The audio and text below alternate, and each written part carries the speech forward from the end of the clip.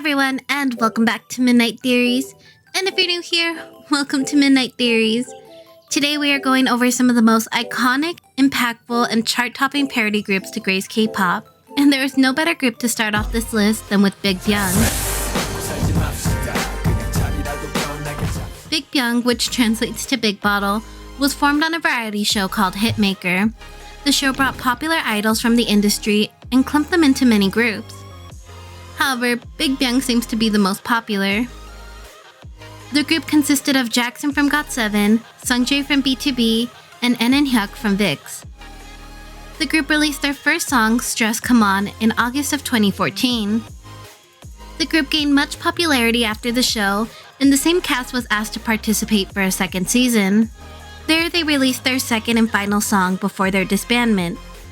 Byung also performed live and were guests on Weekly Idol for their quote, debut and retirement stage. CelebFive was a 5-member girl group made out of comedians.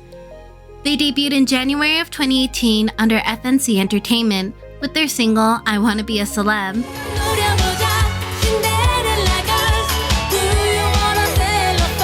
I Wanna Be a Celeb was a parody cover of an already popular Japanese song called Dancing Hero by Yoko Oginome, which was already a cover from the original song coming from British singer Angie Gould's 1985 hit Eat You Up.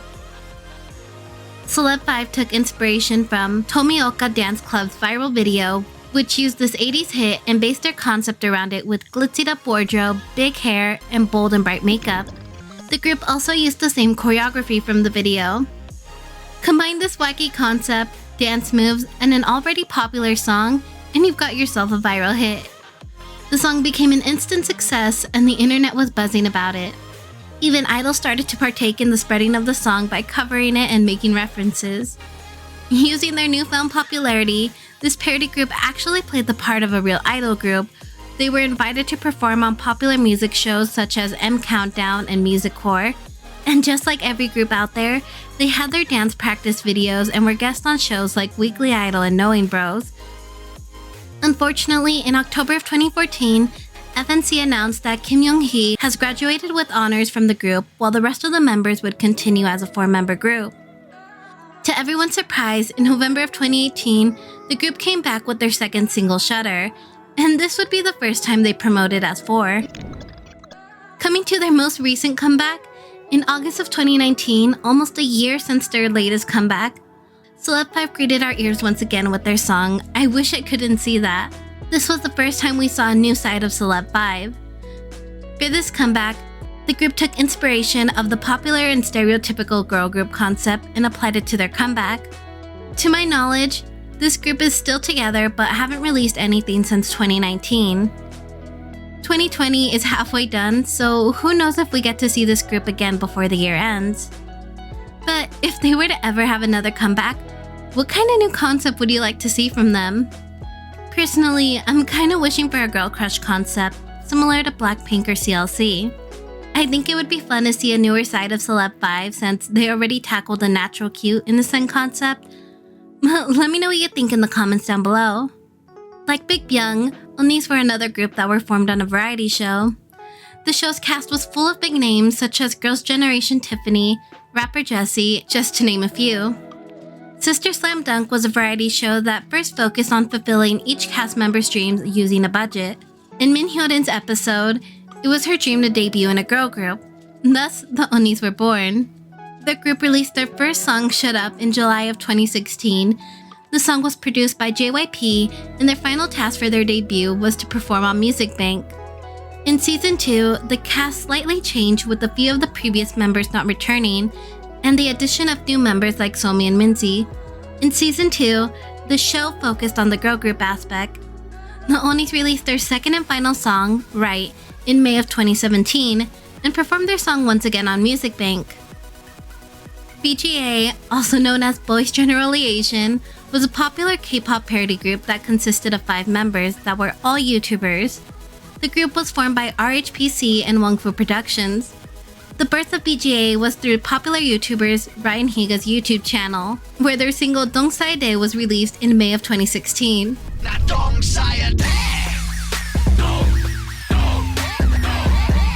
The 5 members were already very well known in the YouTube space, so having them all in one boy group, there was no doubt that this would blow up. The group took inspiration from several K-pop groups such as Big Bang and Girls' Generation. They even called their fans BgA Army in the intro of their song, which, unbeknownst to them, the fandom name was already taken. BgA became a sensation overnight. Multiple media outlets picked up on how these YouTubers made a parody out of K-pop. Many in the reaction community here on YouTube made reaction videos, and their popularity even spread to idols. Everyone in the K-pop community was buzzing about BgA. BgA gained international recognition and had millions of views on their videos, which both of those things were already hard for regular K-pop groups to get at the time. The members were dumbfounded with their new wave of popularity since this was just a parody project, and they didn't know what to do with this new acknowledgement. But I guess it didn't take too long for them to figure it out since 1 year later they released another single, Who's It Gonna Be?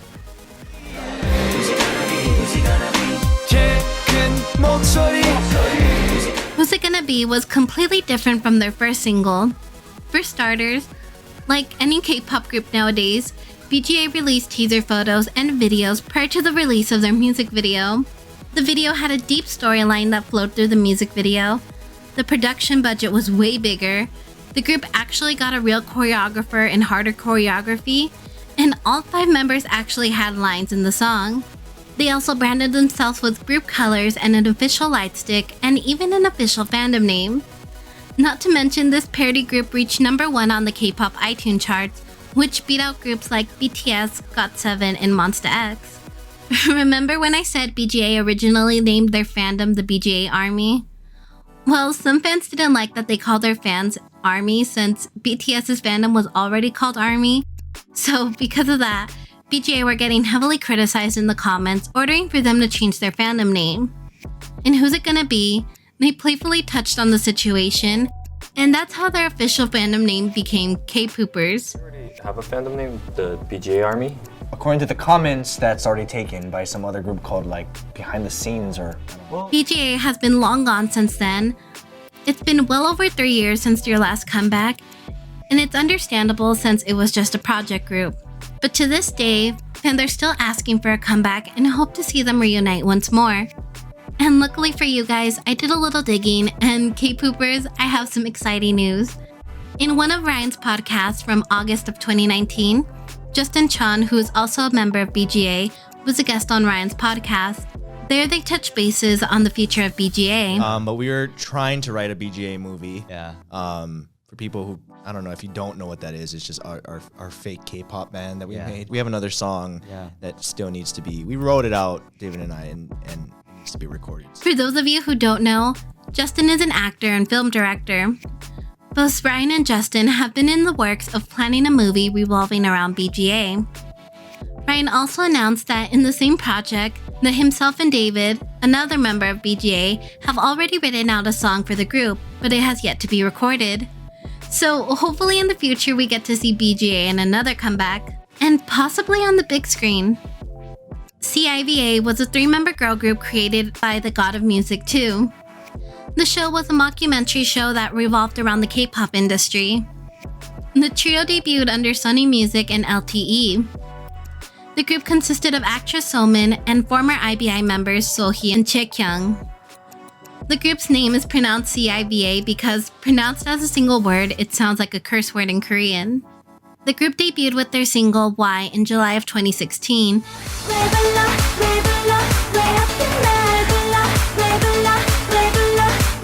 And had their debut stage on M Countdown. Unfortunately, c.i.v.a. was short-lived. They disbanded that same year. Lately, it seems like the hyper parody groups have slowed down. These groups are made to poke fun at the current K-pop system and show that you can still make a hit song following the formula with some twists. I know there are more parody groups out there, so let me know who I missed and which group from the list was your favorite. And with that being said, that's the end of today's video. And as always, thank you for watching and enjoy your stay. You are beyond my wildest dreams. A vibrant smile.